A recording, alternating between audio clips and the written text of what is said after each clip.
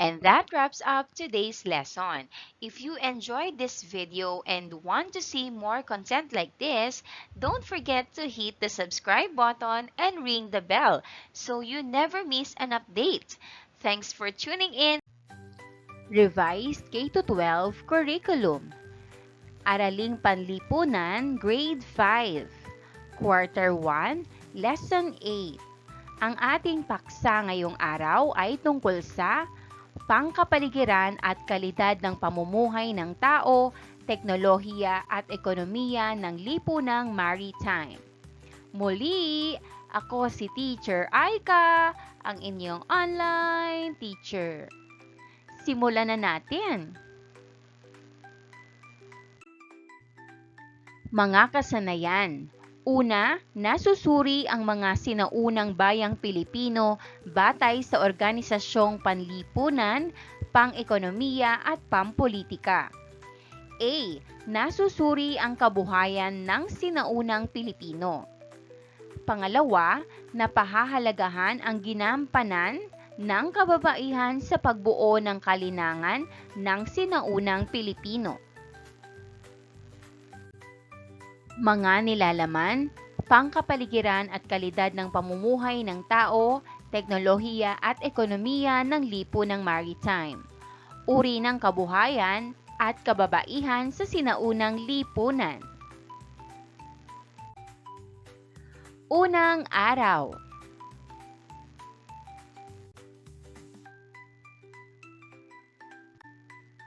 Maikling balik-aral, gawain bilang isa. Panuto, isulat sa tamang hugis ang mga produktong ikinalakal ng ating mga ninuno noon. Narito ang mga pagpipilian. Palay, kasangkapang gawa sa metal. Kopra, timbangan, troso, isda, kristal, niyog, tanso at seramika. Unang hugis, kalakalang panloob. Pangalawang hugis, kalakalang panlabas. Narito naman ang susing sagot. Kalakalang panloob, palay, isda, kopra, niyog at troso. Kalakalang panlabas, kasangkapang gawa sa metal, timbangan, tanso, seramika at kristal. Karagdagang gawain, bato-batopik, panlabas na kalakalan. Panuto, hango sa larong bato-batopik, tukuyin kung sinong dayuhan ang nakaimpluwensya ng mga sumusunod. Sa hudyat ng guro, ipakita ng mag-aaral ang bato kung Chino, papel kung Arabe, at gunting kung Indian. Number 1. Pagkain ng siopaw at pansit. Ang sagot, bato. Number 2, pagsuot ng sarong at putong. Ang sagot, gunting. Number 3, paggamit ng kalendaryo. Ang sagot, papel. Number 4, paniniwala sa mga pamahiin. Ang sagot, gunting. Number 5, may dala ng seda at porselana. Ang sagot, bato.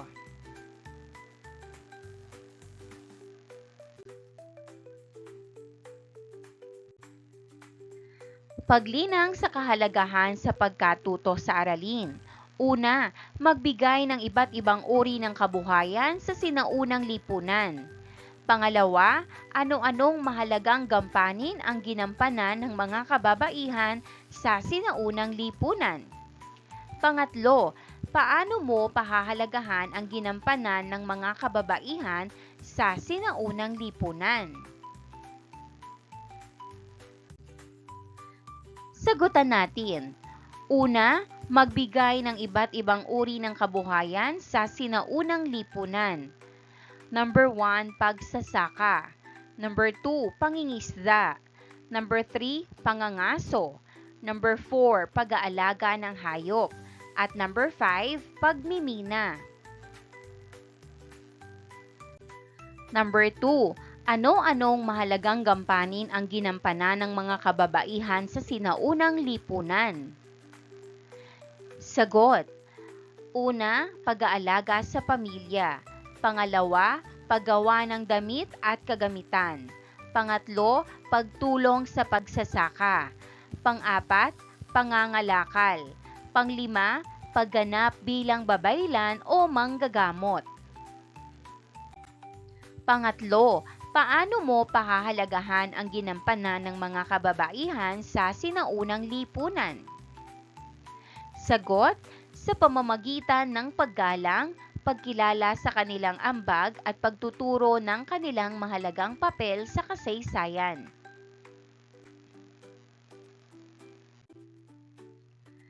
Paghawa ng bokabularyo sa nilalaman ng aralin.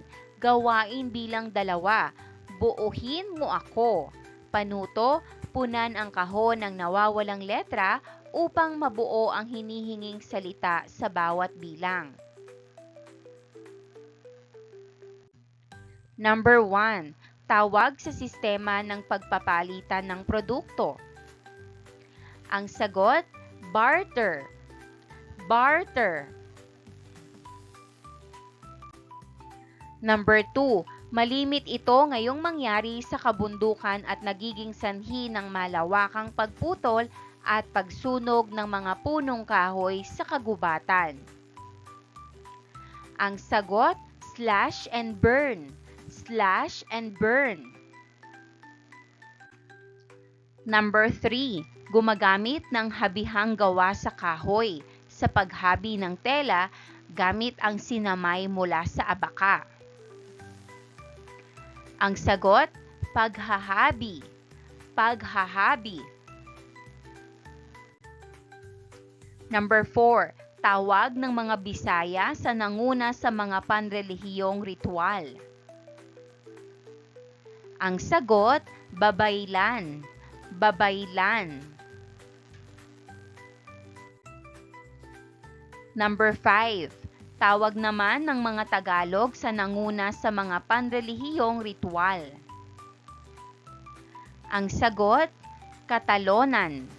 Katalonan. Ikalawang araw.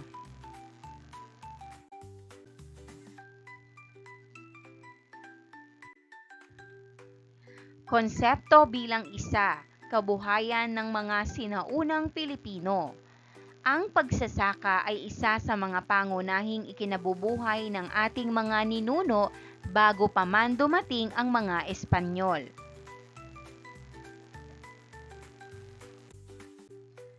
May 2 sistema ng pagsasaka noon.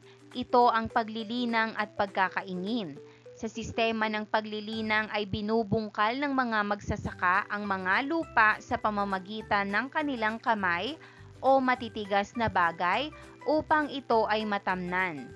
Ang pagkakaingin o slash and burn naman ay ginagawa sa pamamagitan ng pagputol at pagsunog ng mga puno sa gubat upang muling matamnan ng bagong pananim.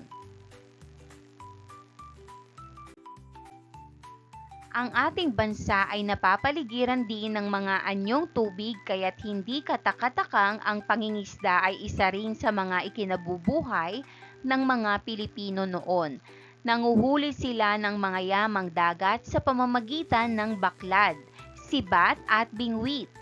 Hanap buhay din nila ang manisid ng mga perlas, korales at kabibe na kanilang ipinagbibili sa mga mangangalakal. Ang pangangaso sa kagubatan ay ikinabubuhay rin ng mga Pilipino noon. Nanguhuli sila ng maiilap na hayop gaya ng usa, baboy ramo at iba't ibang uri ng ibon gamit ang pana, sibat, punyal at bitag. Mayroon na rin silang kaalaman sa paggawa ng mga sasakyang pantubig na yari sa matitibay na kahoy sa kagubatan na ginagamit naman nila sa pakikipagkalakalan at pakikidigma.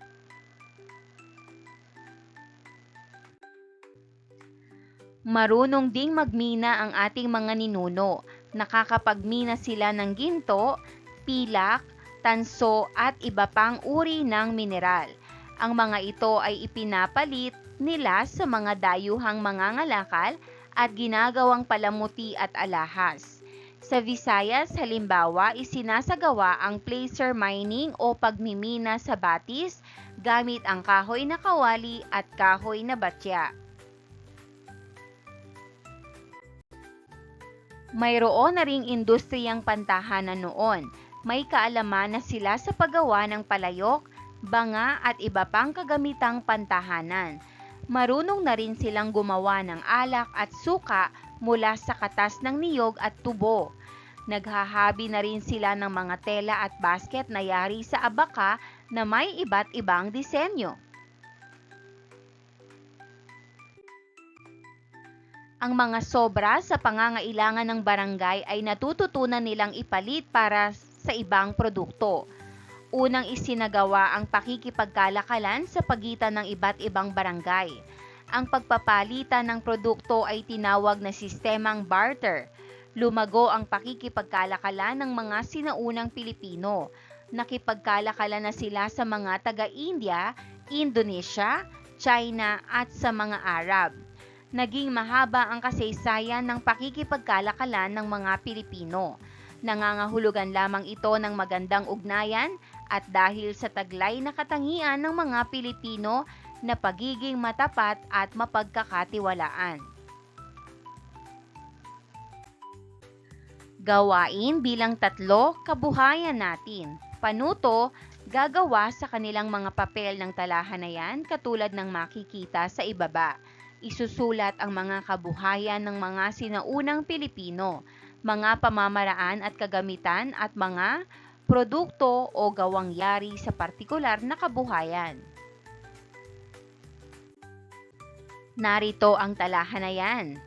Unang column, kabuhayan. Halimbawa, pagmimina o placer mining. Pangalawang column, pamamaraan o teknolohiya o kagamitan. Halimbawa, pagmimina sa batis gamit ang kahoy na kawali at kahoy na bato. Pangatlong kolum, produkto o gawang yari. Halimbawa, ginto o makagawa ng mga kagamitan na yari sa ginto.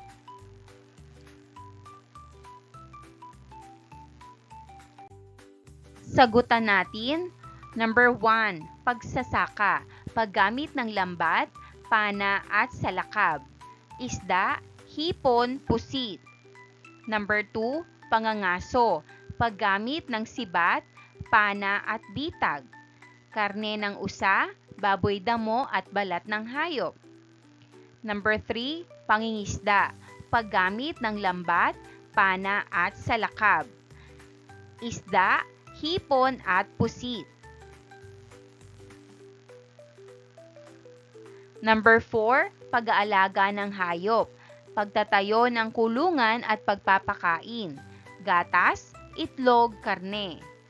Number 5, paggawa ng kasangkapan, pag-ukit at paghuhulma gamit ang kamay, palayok, alahas, armas gaya ng sibat at bolo. Gawain bilang 4, proud ako dito. Panuto, ipakita na ipinagmamalaki mo ang kabuhayan ng sinaunang Pilipino. Pumili ng isang gawain ayon sa iyong interes. Sundin ang pamantayan sa ibaba para sa gawaing ito.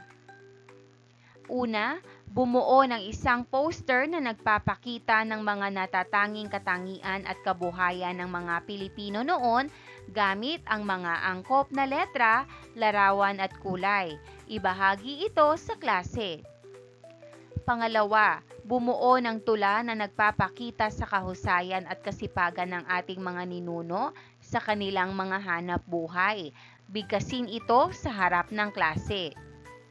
Pangatlo, bumuo ng maikling pagtatanghal na nagtataglay ng angkop na dialogo at galaw tungkol sa kahalagahan ng kabuhayan na siyang ikinabubuhay ng mga Pilipino noon. Maaari makipangkat sa iyong mga kaklase o maghanap ng kapareha. Itanghal ito sa klase. Pamantayan, mamamala sa nabuong gawain ang pagmamalaki sa lipunan at kabuhayan ng sinaunang Pilipino. Wasto ang mga impormasyong na ipapakita tungkol sa lipunan at kabuhayan ng sinaunang Pilipino at malikhain, mabisa at tunay na nakakaakit sa atensyon ng mga kamag-aral. Kabuuang puntos, 15.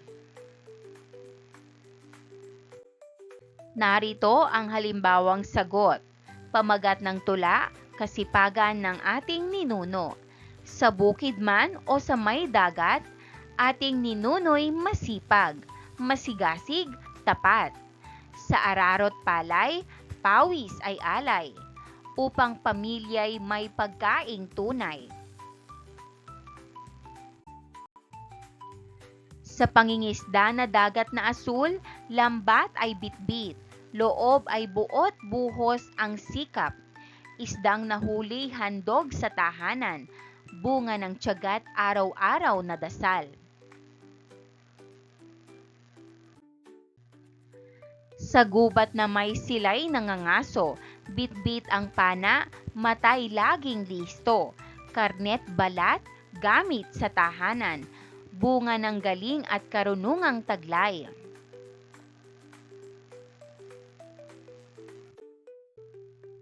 Sa palayok, ginto at alahas na likha, kamay nila'y bihasa, puso'y may sigla. Gawang maayos, may layon at saysay, handog sa bayan, sa lipunang tunay. O kabataan, tayo'y tumingin sa kasipagan ng lahing natin. Ipagmalaki at pahalagahan ang hanap buhay ng ating lipit bayan.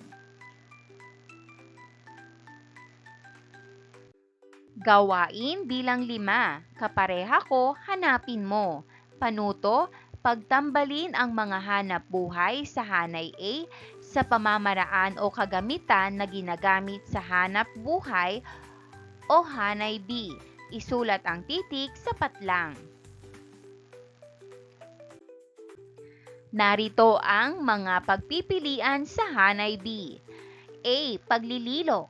B. Pagkakaingin o slash and burn. C. Pagpapalayok. D. Pangangaso. E. Pangingisda. F. Paghahabi.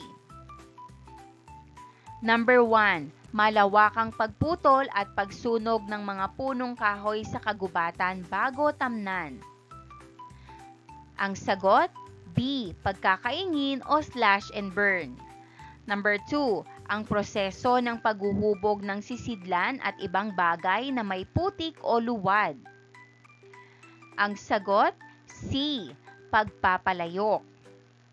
Number 3. Paggamit ng bitag o patibong tulad ng mga hukay upang makahuli ng malalaking hayop. Ang sagot, D. Pangangaso.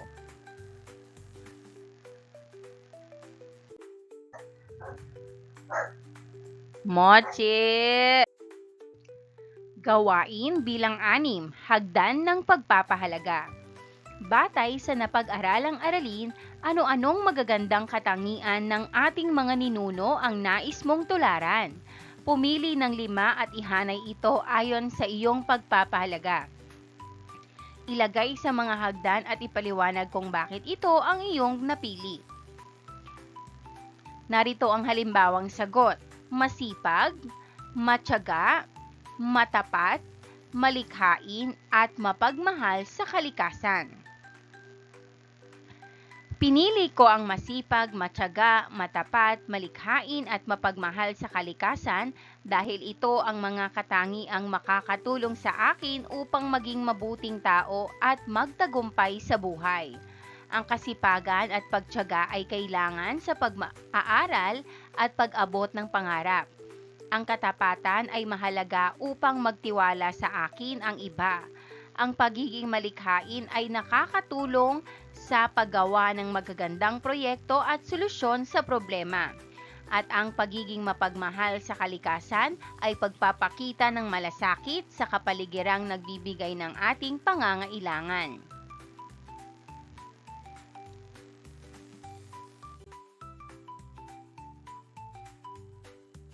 Ikatlong araw, konsepto bilang 2, kababaihan sa sinaunang lipunan.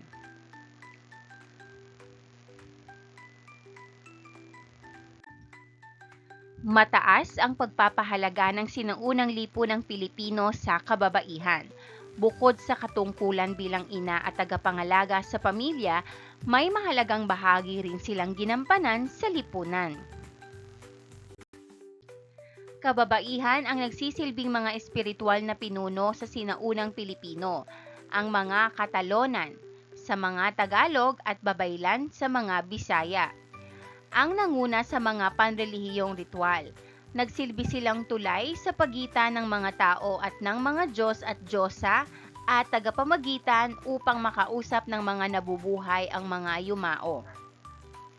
Idinudulog din sa mga Katalonan at Babaylan ang mga karamdaman, pisikal man o supernatural.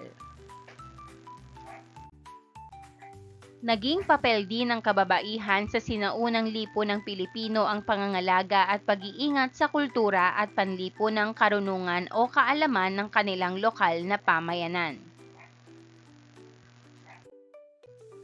Ang Babaylan ang nagtatakda noon kung kailan dapat sisimulan ang paghahawan ng kagubatan at kung kailan magsisimula ang pagtatanim.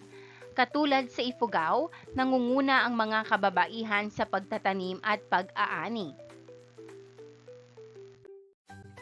Kakaiba rin ang paraan ng panliligaw o panunuyo noon. Hindi kaagad-agad magiging asawa ng sino mang umiibig sa kanya ang isang babae. Dumaraan muna sa maraming pagsubok ang isang lalaki bago mapangasawa ang nililigawan. Kinakailangan munang magsilbi ang lalaki sa pamilya ng babae sa loob ng ilang buwan o taon. Sa pag-aasawa naman ay kinakailangang magbigay ng dote o bigay kaya ng pamilya ng lalaki sa babae.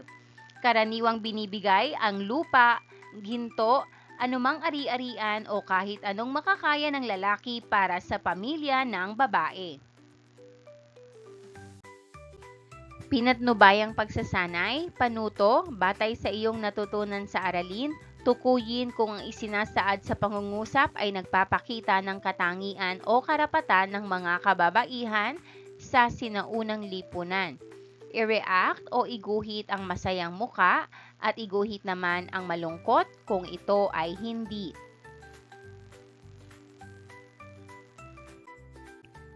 Number 1. Kababaihan ang nagsilbing mga espiritual na pinuno sa sinaunang Pilipino. Ang sagot, masayang muka. Number 2. Ang kababaihan ang nagsisilbing hukuman sa mga may sala. Ang sagot, malungkot na muka. Number 3. Naging papel din ng kababaihan sa sinaunang lipunang Pilipino ang pangangalaga at pag-iingat sa kultura. Ang sagot, masayang muka. Number 4. Kababaihan ang nagsisilbing mga espiritual na pinuno sa sinaunang Pilipino. Ang sagot, masayang muka. Number 5. Pinangasiwaan ng mga kababaihan ang mga mandirigmang magtatanggol sa kanilang pamayanan. Ang sagot, malungkot na muka.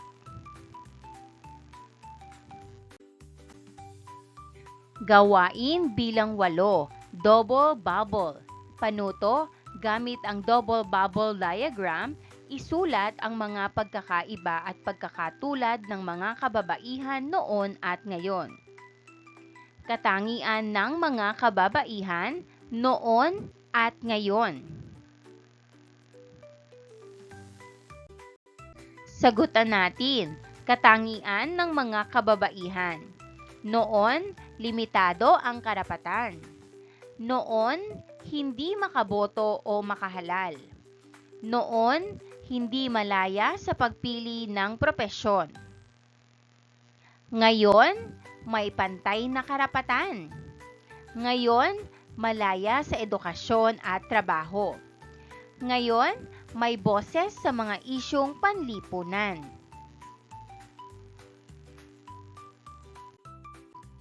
Ika-4 na araw. Gawain bilang 9. Pag-usapan natin. Think, pair, share. Panuto, humanap ng kapareha at sagutan ang mga sumusunod na katanungan. Number 1. Ilarawan ang katangian ng kababaihan sa lipunan noon.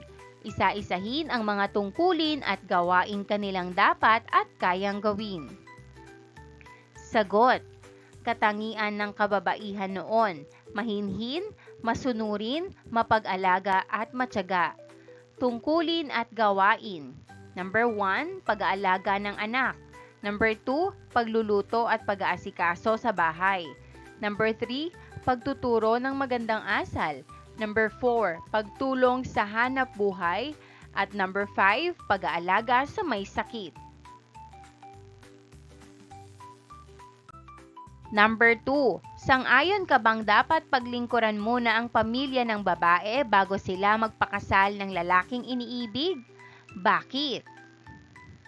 Sagot, oo, sang-ayon ako. Dahil mahalaga na matutunan muna ng babae ang responsibilidad sa pamilya bago mag-asawa. Ito rin ay tanda ng respeto at pagmamahal sa magulang na nagpalaki at nag-alaga sa kanya.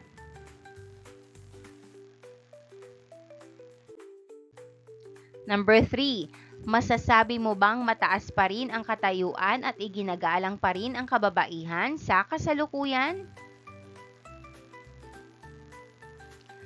Bakit? Sagot, oo, masasabi ko. Dahil sa kasalukuyan, maraming kababaihan ang may mataas na posisyon, may karapatang magdesisyon at iginagalang sa lipunan. Pinapahalagahan na rin ang kanilang kakayahan at ambag sa iba't ibang larangan.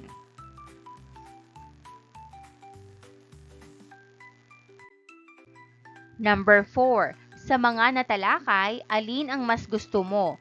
Ang mga dating pagpapahalaga sa mga kababaihan o iyong sa kasalukuyan? Sagot, mas gusto ko ang sa kasalukuyan dahil mas malaya na ngayon ang kababaihan, may pantay na karapatan at mas naipapakita nila ang kanilang galing at kakayahan sa maraming bagay.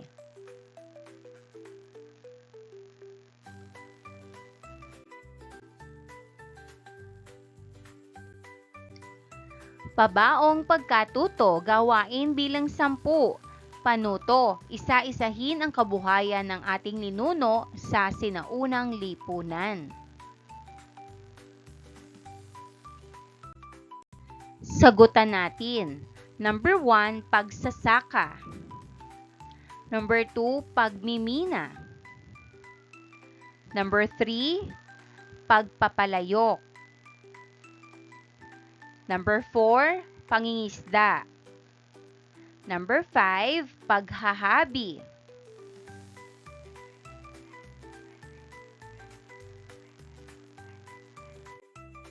B. Panuto, itataas ang isang kamay kung tama ang pahayag at 2 kamay naman kung mali. Number 1. Ang ama ang may karapatang pumili ng pangalan ng anak noon pa mang unang panahon. Ang sagot?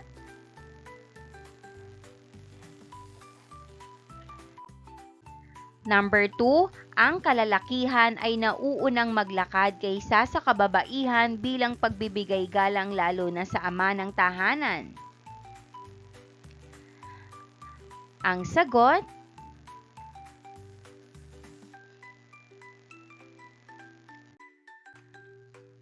Number 3, ang katayuan ng babaeng Pilipino noong unang panahon ay tunay na mataas. Ang sagot?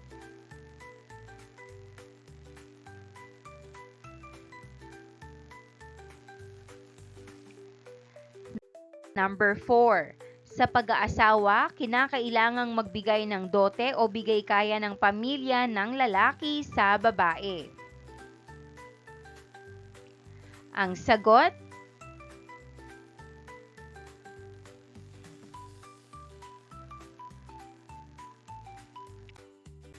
Number 5. Ang panliligaw ngayon ay mas mahirap sa panliligaw noon.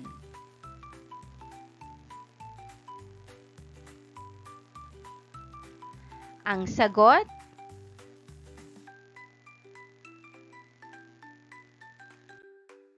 pagninilay sa pagkatuto. Panuto, pag-isipan ang iyong natutunan sa araling ito at tapusin ang mga pahayag sa ibaba. Halimbawang sagot, ang kabuhayan at hanap buhay ng ating mga ninuno ay may kaugnayan sa kalikasan, kapaligiran at pang-araw-araw na pangangailangan ng kanilang pamumuhay. Ginagamit nila ang likas na yaman sa pagsasaka, pangingisda, pangangaso at pangangalakal upang mabuhay at mapanatili ang kanilang kultura.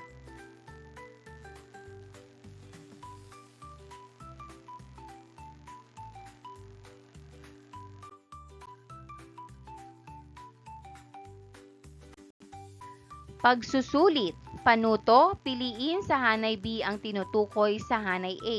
Isulat sa patlang ang titik ng inyong sagot.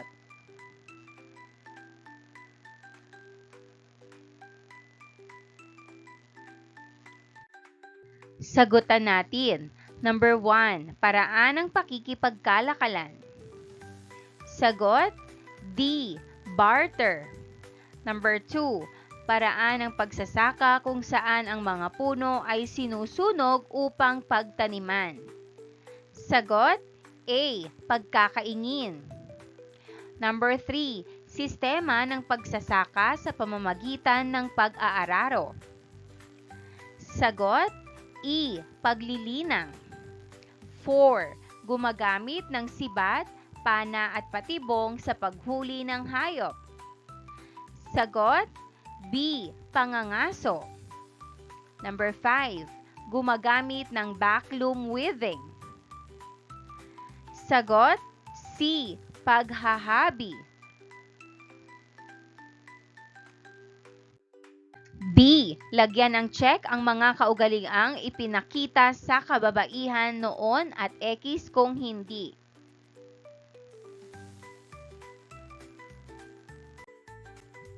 Sagutan natin. Number 1. Harana.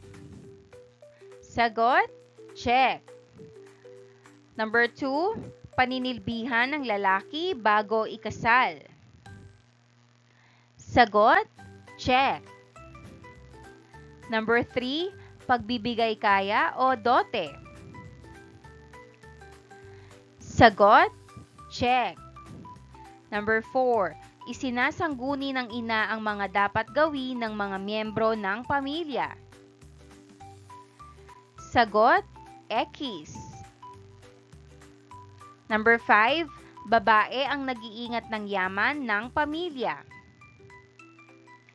Sagot, check.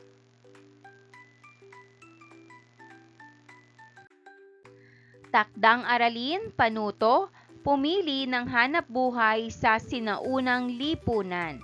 Suriin ang pagbabago sa pamamaraan at kagamitan noon at sa kasalukuyan. Magsagawa ng panayam sa kilala mong magsasaka o may alam at kasanayan sa ganitong uri ng hanap buhay.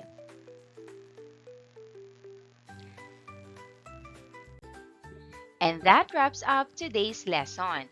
If you enjoyed this video and want to see more content like this, don't forget to hit the subscribe button and ring the bell so you never miss an update. Thanks for tuning in.